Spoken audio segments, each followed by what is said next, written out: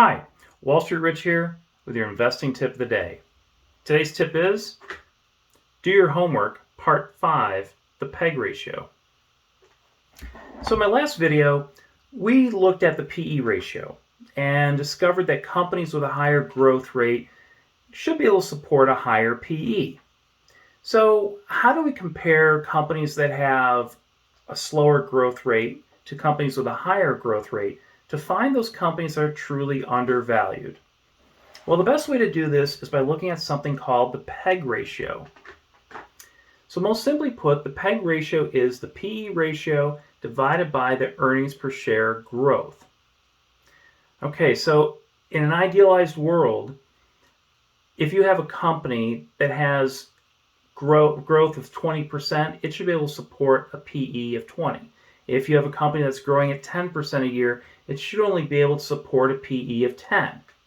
So once we do our math, a PEG ratio of less than 1 means that the company is undervalued. A PEG ratio that is equal to 1 means that the company is fairly valued. And a PEG ratio that is greater than 1 means that the company is overvalued. And if you ever see a PEG ratio that has a negative, well, you better run, because that means that either your earnings are negative or your growth is negative. And neither of those are good. So stay away from those ones. Do not pass go. Do not collect $200. Stay away from those. So now if we go back to the stock shopping list that we've been using over the past several videos, when we looked at the PE ratio, we saw that BP, Home Depot, and Walmart had the 3 lowest PEs and should have been our 3 companies that are the most undervalued.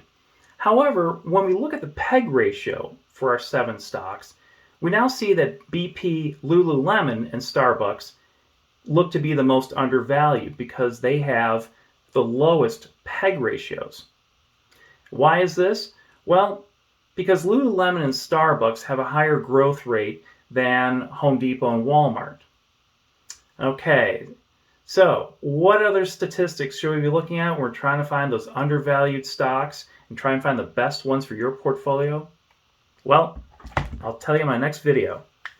So that's our tip for the day. And as always, the stock market is not a casino. Slow and steady always wins the race.